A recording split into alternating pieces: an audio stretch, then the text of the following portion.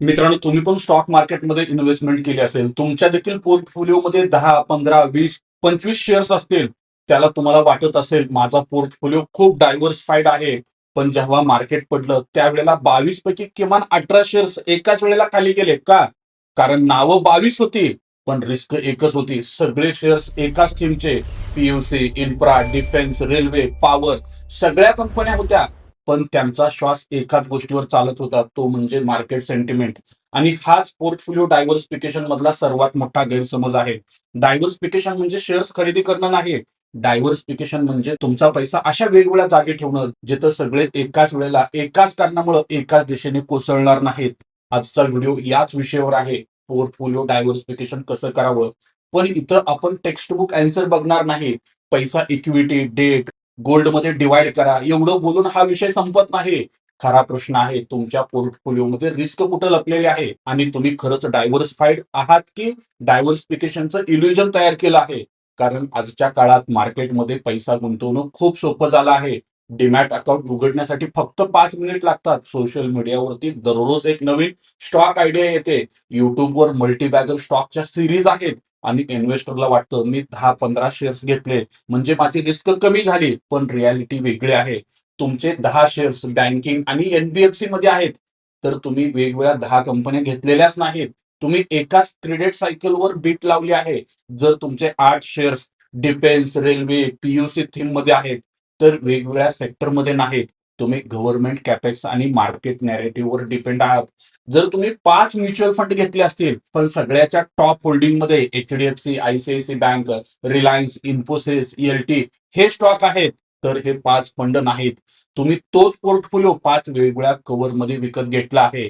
म्हणून पहिला रूल समजून घ्या, डायव्हर्सिफिकेशनचं लक्ष रिटर्न वाढवणं नाही.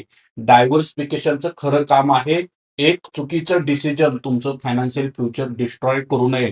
कारण इन्व्हेस्टमेंटमध्ये सर्वात मोठी चूक पुअर रिटर्न नसते, सर्वात मोठी चूक असते परमनंट डॅमेज. एका स्टॉकमध्ये 20% लॉस झाला तर रिकव्हर होण्यासाठी 25% गेन लागतो. 50% लॉस झाला तर रिकव्हर होण्यासाठी 100% गेन लागतो. आणि एखादा स्टॉक 80% खाली गेला तर तो ब्रेक इव्हनला येण्यासाठी 400% गेन लागतो. हे अनकम्फर्टेबल मॅथ्स आहे. लॉस छोटा असताना तो मॅनेजेबल वाटतो, पण लॉस मोठा झाला की रिकव्हरी मॅथमॅटिकल प्रॉब्लेम बनते, इमोशनल प्रॉब्लेम नाही. म्हणून डायव्हर्सिफिकेशन हा बोरिंग टॉपिक वाटतो, पण तोच पोर्टफोलिओचा खरा इन्शुरन्स सिस्टम असतो. आता सिस्टम स्टेप बाय स्टेप समजून घ्या. सगळा पैसा एका बकेटमध्ये बघू नका. तुमचा पैसा 3 प्रकारचा असतो. पहिला इमर्जन्सी मनी, दुसरा शॉर्ट टर्म गोल मनी, तिसरा लॉंग टर्म वेल्थ क्रिएशन मनी.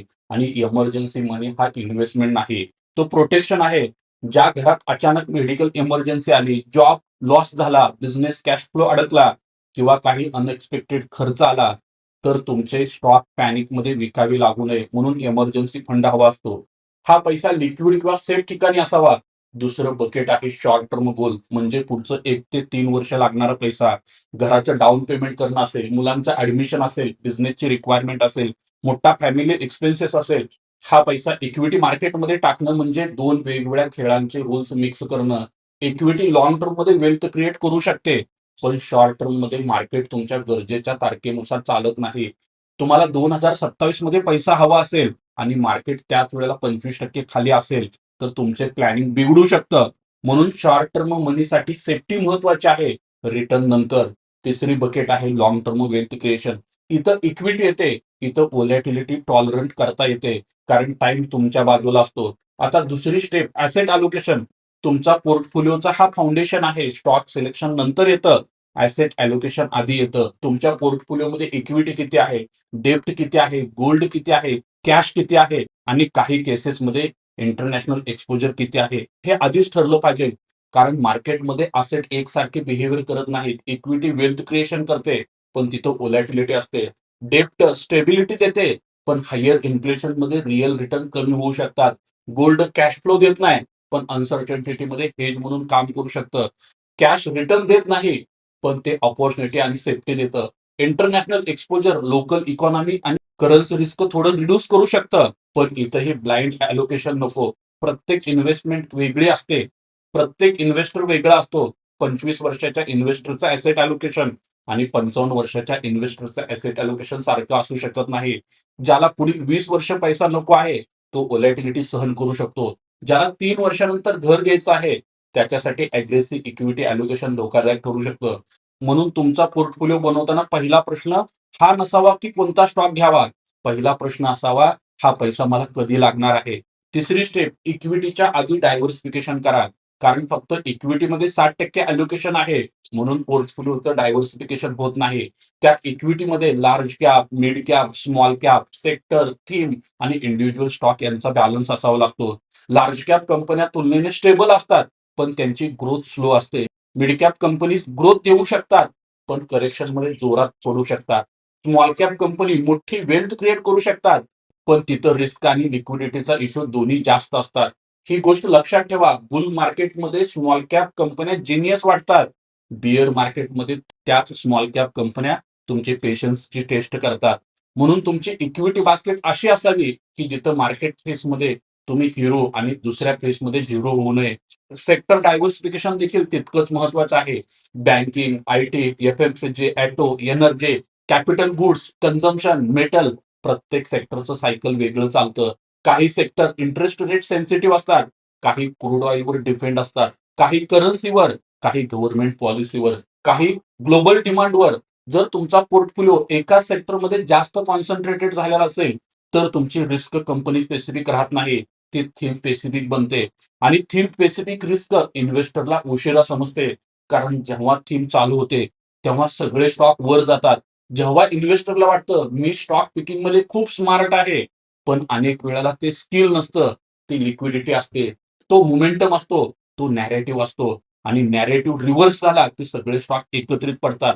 म्हणून चौथी स्टेप, सिंगल स्टॉकमध्ये, सिंगल सेक्टरमध्ये एक्सपोजर लिमिटेड ठेवा. तुम्ही कितीही कॉन्फिडंट असला तरी एका स्टॉकमध्ये पोर्टफोलिओचा खूप मोठा भाग ठेवू नका. कारण कंपनीचा अॅन्युअल रिपोर्ट चांगला असू शकतो, मॅनेजमेंटची इंटरव्ह्यू चांगली असू शकते, चार्ट स्ट्रॉंग असू शकतो, पण मार्केटमध्ये अननोन रिस्क नेहमी असते. रेग्युलेटरी इश्यू येऊ शकतो, डेप्ट प्रॉब्लेम येऊ शकतो, प्रमोटर प्लेज वाढू शकतं, मार्जिन प्रेशरमध्ये येऊ शकतं, कॉर्पोरेट गव्हर्नन्सचा इश्यू बाहेर येऊ शकतो आणि रिटेल इन्व्हेस्टरला ही माहिती शेवटी समजते. म्हणून डायव्हर्सिफिकेशन म्हणजे कॉन्फिडन्स कमी करणं नाही. डायव्हर्सिफिकेशन म्हणजे आपल्या कॉन्फिडन्सला डिसिप्लिन देणं. आता एक गोष्ट आहे, ओव्हर डायव्हर्सिफिकेशन सुद्धा प्रॉब्लेम आहे. काही इन्व्हेस्टरच्या पोर्टफोलिओमध्ये मी बघितलंय 60, 70, 80, 100 स्टॉक्स असतात. ते म्हणतात मी रिस्क कमी केली आहे, पण रियालिटीमध्ये त्यांनी पोर्टफोलिओ म्युच्युअल फंड सारखा बनवलेला असतो. पण म्युच्युअल फंड मॅनेजर शिवाय जास्त स्टॉक असल्यामुळं ट्रॅकिंग डिफिकल्ट होतं. काही कंपन्यांचे रिझल्ट, डेप्ट, margin, valuation, management commentary, sector cycle हे सगळं मॉनिटर करणं अशक्य होतं. मग इन्व्हेस्टर इन्व्हेस्टमेंट करत नाही, तो कलेक्शन तयार करतो. म्हणून डायव्हर्सिफिकेशन आणि डिसडायव्हर्सिफिकेशन यातला फरक खूप समजणं गरजेचं आहे. काही स्टॉकमध्ये कॉन्सन्ट्रेशन रिस्क असते, खूप जास्त स्टॉक म्हणजे कन्फ्युजन रिस्क. बॅलन्स्ड पोर्टफोलिओमध्ये प्रत्येक होल्डिंगचा पर्पज असतो. एक स्टॉक ग्रोथसाठी, एक स्टेबिलिटीसाठी, एक डिव्हिडंड किंवा कॅश फ्लोसाठी, एक सेक्टर एक्सपोजरसाठी, एक लॉंग टर्म कंपाऊंडिंगसाठी. जर पोर्टफोलिओमध्ये स्टॉक का ठेवला आहे याचं उत्तर जर तुम्हाला देता येत नसेल, तर तो डायव्हर्सिफिकेशन नाही, तर तो क्लटर आहे. आता म्युच्युअल फंड बद्दल बोलूया. काही लोक डायव्हर्सिफिकेशनसाठी 8 ते 10 म्युच्युअल फंड घेतात. Large cap, mid cap, flexi cap, focused fund, ELSS, index fund, thematic fund. पण जेव्हा ओव्हरलॅप तपासला तेव्हा सगळीकडे तेच टॉप स्टॉक दिसतात. म्हणून फंड निवडताना फक्त फंडची संख्या बघू नका, त्याची स्टाईल बघा. तो फंड लार्ज कॅप हेवी आहे का, तो मिड स्मॉल कॅप रिस्क घेतो का, तो व्हॅल्यू स्टाईल आहे की ग्रोथ स्टाईल आहे, तो एका सेक्टरमध्ये कॉन्सन्ट्रेटेड आहे का, तुमच्या आधीच्या फंड सोबत त्याचं ओव्हरलॅपिंग किती आहे. कारण 5 फंड असूनही जर 70% स्टॉक कॉमन असतील, तर डायव्हर्सिफिकेशन फक्त स्टेटमेंटमध्ये आहे, पोर्टफोलिओमध्ये नाही. आता हाईप आणि रियालिटीचा कॉन्ट्रास्ट बघा.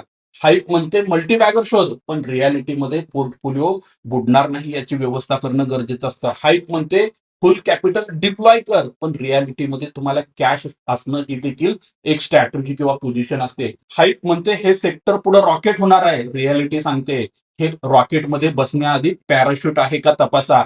हाईप म्हणते हाय रिस्क हाय रिटर्न, रियालिटीमध्ये अनमॅनेज्ड रिस्क, परमनंट लॉस असतो, हे पहिल्यांदा लक्षात घ्या. मोठे इन्व्हेस्टर फक्त पैसा कुठं लावायचा हे विचारत नाहीत, ते आधी विचारतात. जर माझं अनालिसिस चुकलं तर नुकसान किती होईल?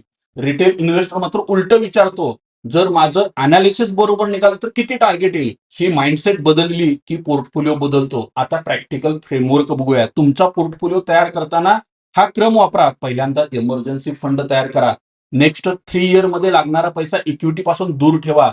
तिसरं तुमचं एज, इन्कम, स्टेबिलिटी, रिस्पॉन्सिबिलिटी आणि रिस्क टॉलरन्स नुसार ऍसेट अलोकेशन करा. 4 इक्विटीच्या आत large cap, mid cap, small cap कंपन्यांचा बॅलन्स ठेवा. 5 एका सेक्टरमध्ये जास्त एक्सपोजर ठेवू नका. 6 एका स्टॉकमध्ये ब्लाइंड कन्व्हिक्शन ठेवू नका. 7 म्युच्युअल फंड ओव्हरलॅप तपासा. 8 दर 6 ते 12 महिन्यानं पोर्टफोलिओ रिबॅलन्स करा.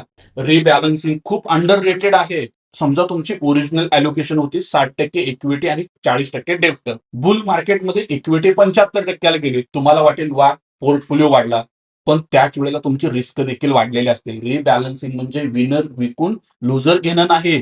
रिबॅलन्सिंग म्हणजे पोर्टफोलिओ परत तुमच्या रिस्क प्रोफाईलला अलाइन करणं. कारण मार्केट तुमचे अलोकेशन बदलत असतो, तुम्ही ती परत सेट करत असता. नाहीतर तुमचा पोर्टफोलिओ हळूहळू तुमच्या पर्सनॅलिटीपेक्षा मार्केट मूडवर चालू लागतो. हे धोकादायक असतं. पोर्टफोलिओ डायव्हर्सिफिकेशनचा फायनल गोल आहे तुम्ही मार्केटमध्ये टिकून राहावे. कारण वेल्थ क्रिएशन मध्ये सर्वात मोठा एज स्टॉक सिलेक्शन नाही, सर्वात मोठा एज आहे सर्व्हायव्हल.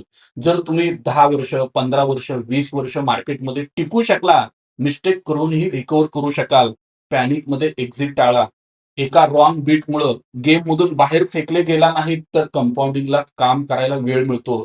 जर तुमचा पोर्टफोलिओ कॉन्सन्ट्रेटेड असेल, लेव्हरेज्ड असेल, थीम हेवी असेल, कॅश रिझर्व्ह नसेल, तर एक बॅड सायकल तुमची अनेक वर्षाची मेहनत संपवू शकतं. म्हणून पुढच्या वेळेला तुम्ही ज्यावेळेला पोर्टफोलिओ बघाल तेव्हा फक्त प्रॉफिट लॉस बघू नका. 3 प्रश्न विचारा. जर मार्केट 25% पडलं तर मी पॅनिकमध्ये काय करेल? जर माझा बेस्ट स्टॉक 50% पडला तर माझं फायनान्शियल लाईफ डिस्टर्ब होईल का?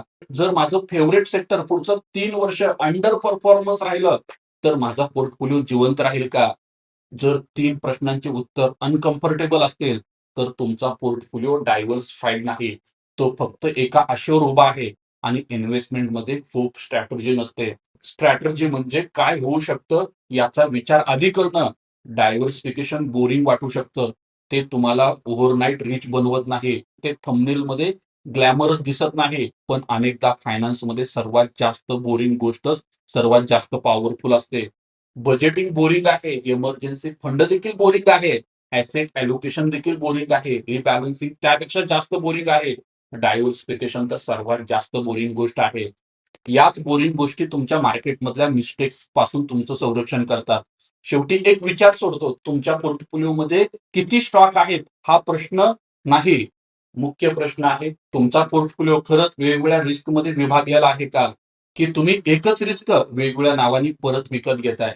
मित्रांनो, तुम्हाला जर तुमचा पोर्टफोलिओ तयार करायचा असेल, आमच्याकडे सेबी रजिस्टर्ड टीम आहे. त्या टीमद्वारे जर तुम्हाला तुमचा पोर्टफोलिओ तयार करायचा असेल आणि प्रत्येक 2 ते 3 महिन्याला त्यामध्ये रिबॅलन्सिंग करायचं असेल, तर दिलेल्या नंबरला कॉल करा. आणि सर्वात महत्त्वाचा, हा व्हिडिओ आवडला असेल तर नक्की व्हिडिओला लाईक आणि शेअर करा आणि हा व्हिडिओ जास्तीत जास्त शेअर करा. धन्यवाद. Investments in securities market are subject to market risks. Read all the related documents carefully before investing.